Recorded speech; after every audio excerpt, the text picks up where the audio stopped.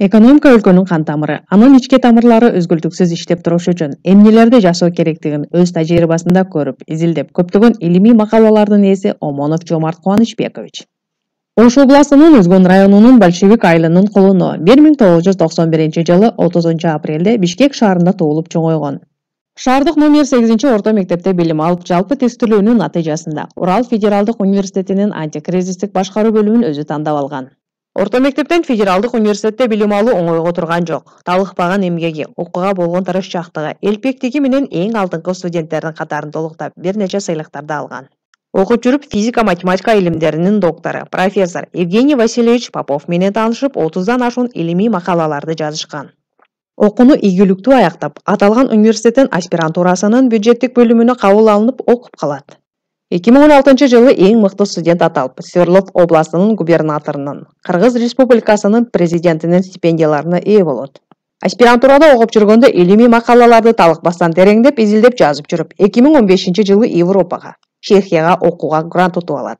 Англис тилин жогорку деңгээлде өздөштүргөнү өзүнө чоң жетишкендиктерди алып келет. Тажрыйба алмашуу менен көптөгөн идеялар жаралып, 2 тармакта илимий изилдөө жүргүзүп, 2 темада диссертация жазат.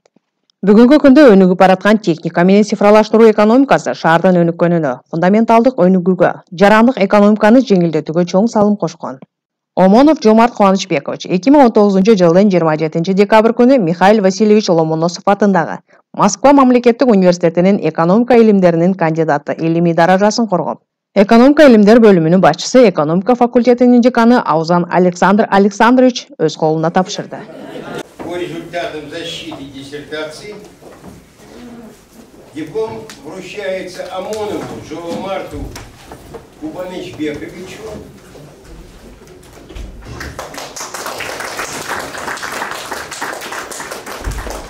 Поздравляю вас, уважаемый кандидат наук. Давайте покажемся. Поздравляю, следующих степеней вам.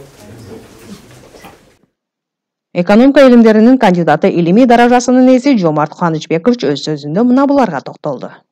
Биздин Кыргызстандагы мекендештерден экономика илимий даражасына жеткен адамдар көп.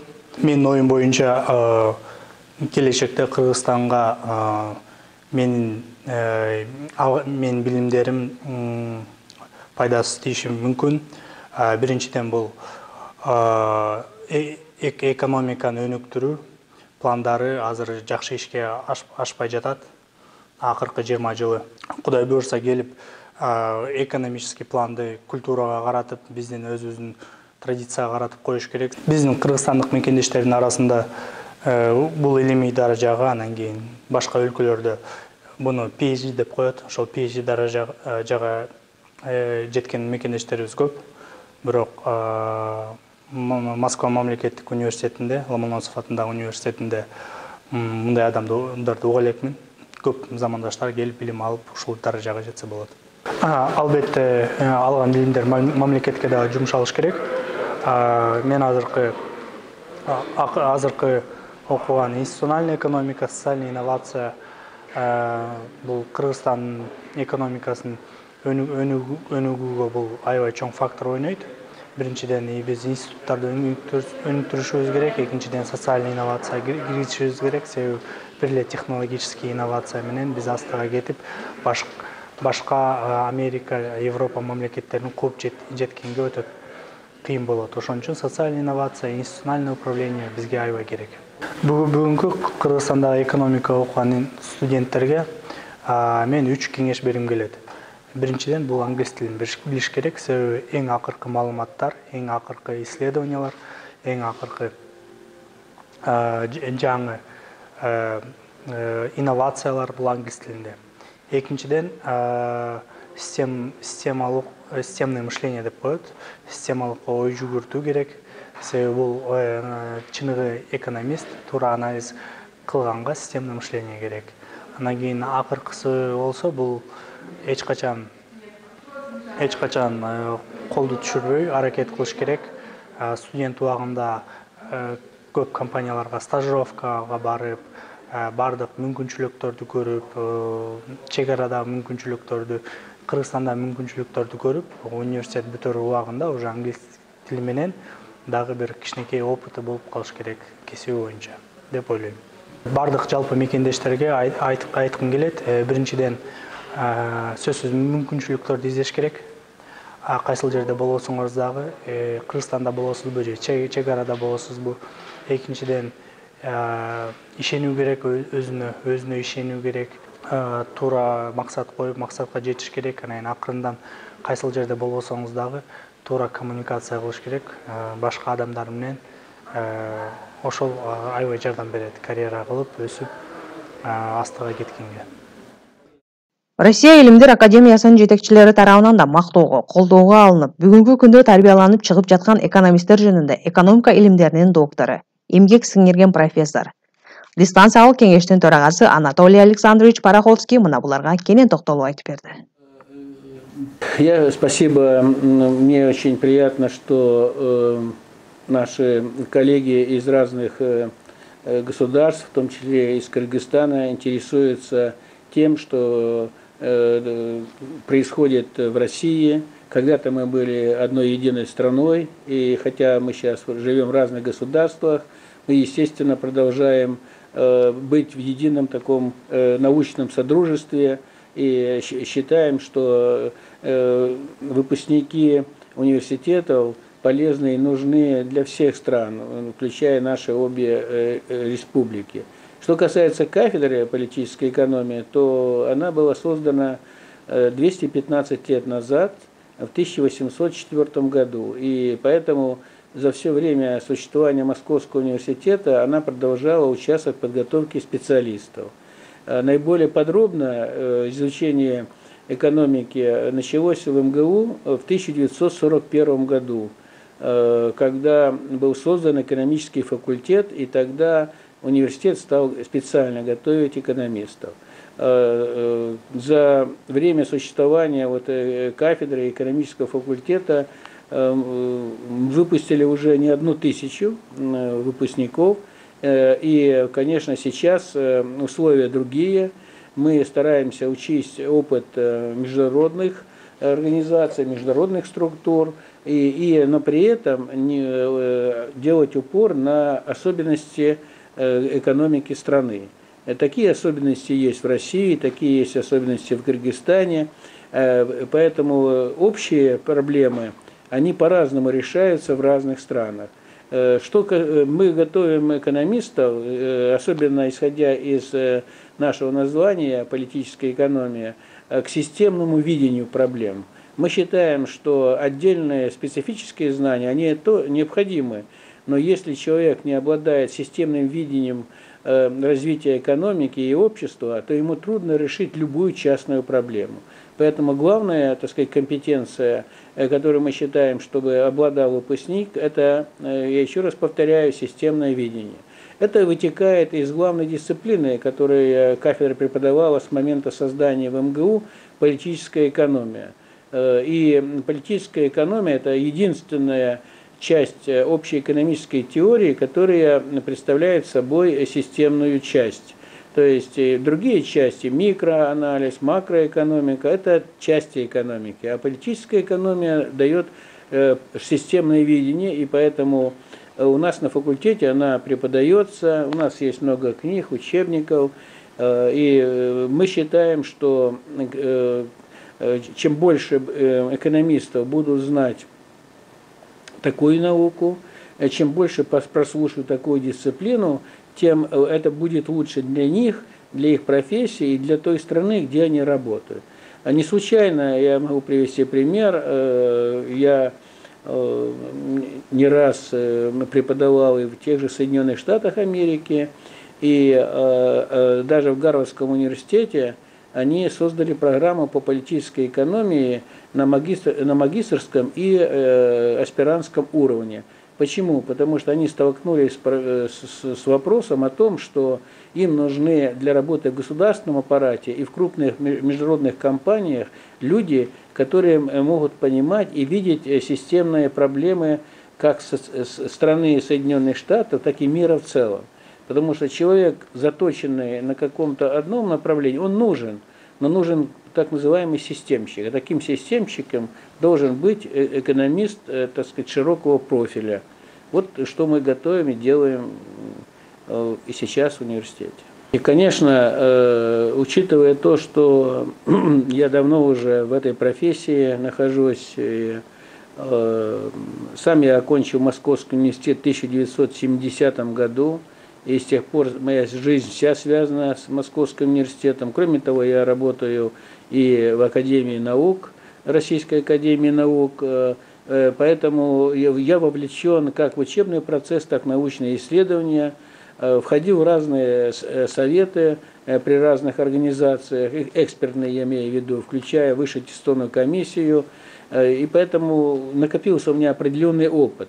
Но надо иметь в виду следующее обстоятельство, что жизнь сильно меняется, и те компетенции, которые были нужны прежде, некоторые отмирают.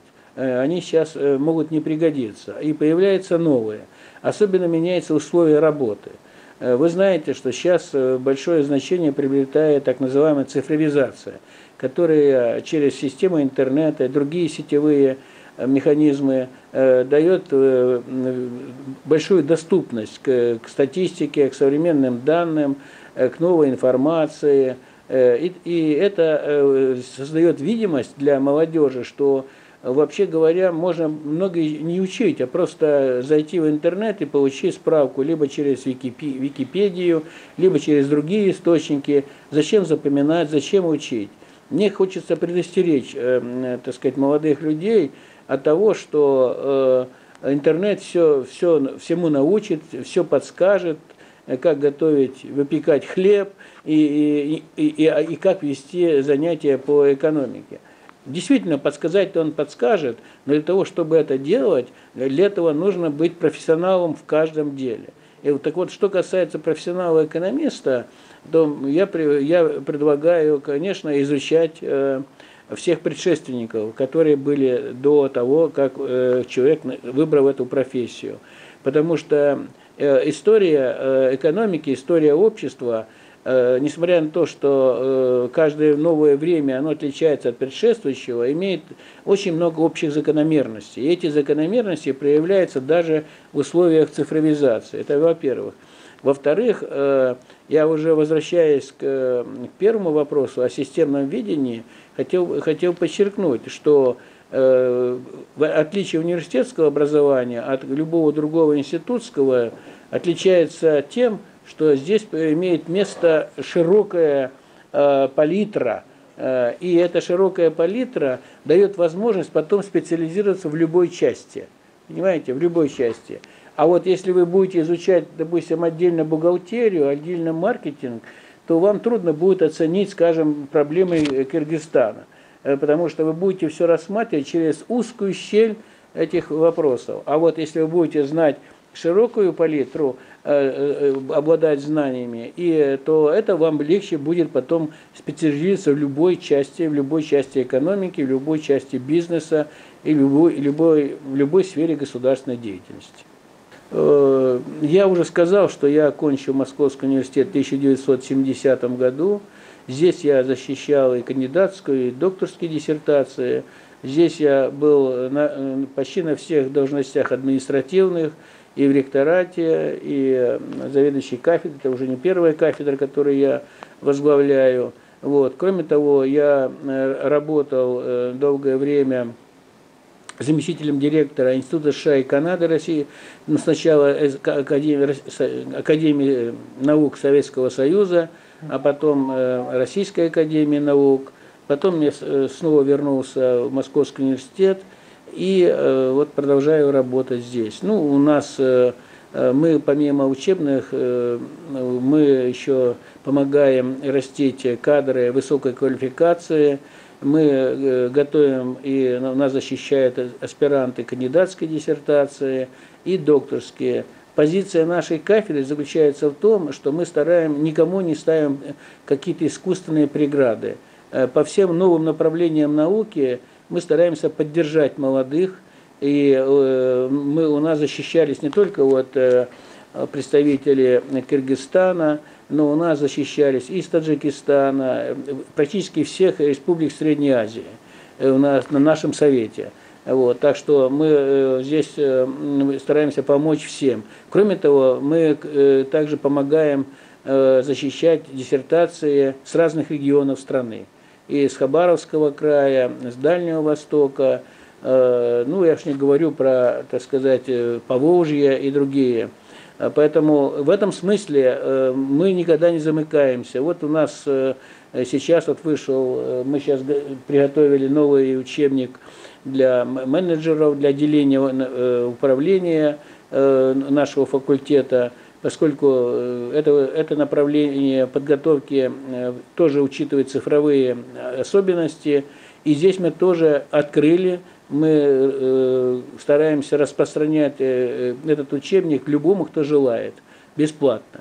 То есть мы даже, то есть у нас вообще такая методика работает, что мы не стараемся как бы фиксировать наши права, а наоборот считаем, что чем больше людей будут знать то, что мы делаем, то это будет тем больше общественной пользы. Не только для России, но и для любой другой страны. Поэтому и сейчас мы хотели бы продолжать в таком же виде деятельность, вот, и развивать сотрудничество. Мы знаем, что у нас порой бывает больше возможностей, и поэтому не хотелось бы, чтобы эти возможности оставались только в Московском университете. Хотелось бы, чтобы этими возможностями пользовались изначально все, кто желает. Ведь вы знаете, когда Михаил Васильевич Ломоносов писал свое первое письмо о создании Московского университета, то он прямо указывал, чтобы в Московском университете могли учиться дети независимо от сословий населения. То есть изначально было, даже в тот период, вы можете представить себе, 1755 год, когда был создан Московский университет, уже тогда Ломоносов, поскольку он не был дворянского происхождения, но достиг высот, он хотел, чтобы была возможность такая у всех. Конечно, сейчас совсем другие сословия, они существуют, но мы стараемся помочь, если такая потребность есть, если человек пришел в МГУ, он должен почувствовать атмосферу Московского университета, и не случайно, поэтому, вы знаете, есть Киргизско-славянский университет, куда выезжают наши коллеги, наш профессор Хубиев Касым Азретович даже является почетным профессором этого университета. Есть и другие структуры вот, в вашей столице и в других городах, когда мы это стараемся делать не потому, что мы выделяем себя, как будто бы мы учителя для всех, а просто у нас есть больше накопленного опыта, и мы не хотели бы, чтобы он остался вот в этих только стенах. Все могли им пользоваться. Ну, вот мы, конечно, я уже называл, что Омонов Жомарт не первый и не последний, кому мы помогли. Вот. Причем я должен отметить, когда мы говорим, что мы помогаем, это не значит, что мы, так сказать, делаем скидки. Вот он приехал, ну что возьмешь, ну парень, так сказать, старался, все, ему было тяжело, ну давайте ему не будем, закроем глаза на какие-то вещи, ничего подобного. Наша позиция такая, что если он приехал и хочет, то мы должны довести до уровня МГУ. И не случайно, вот Жомарт знает, сколько мы раз обсуждали его тему, в начале работа шла вокруг темы, затем вокруг содержания, затем уже по всем другим этапам, для того, чтобы ни ему не было стыдно, ни нам за него, чтобы это было действительно уровень научный. Мы не хотим сказать, что МГУ как бы свысока смотрит на всех остальных. Нет, мы свысока не смотрим. Мы просто считаем, что, я еще раз повторяю, что у нас было больше возможностей. И эти возможности мы использовали, но не всех эти были возможности. И кто к нам пришел, мы старались, чтобы эти возможности он тоже почувствовал и реализовал. Вот Жомарт как раз относится к этим людям. И я даже могу больше сказать, что мы гордимся тем, что Жомарт выбрал нас, и мы смогли ему помочь. И он получил может быть, я не знаю, из Кыргызстана первый, который получил диплом именно кандидата наук Московского университета.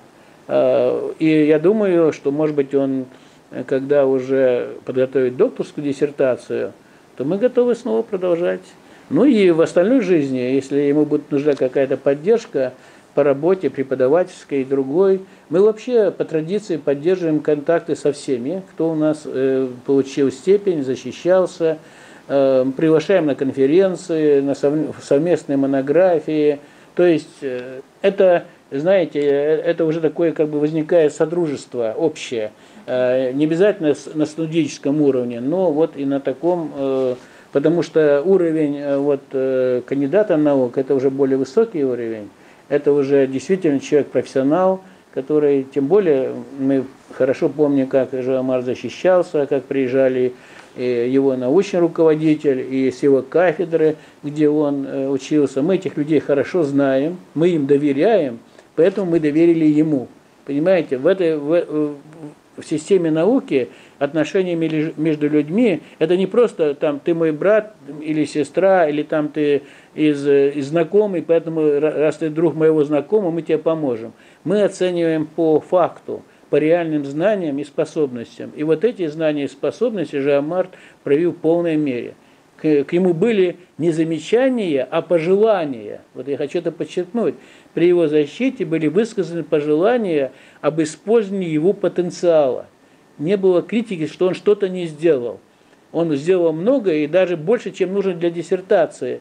Но у него накоплен такой задел, который можно еще по-разному реализовать. Так что я его еще раз поздравляю с получением диплома. Вот. Он в этом году защитился и в этом году получил диплом. 2019 год в этом смысле знаменательный год.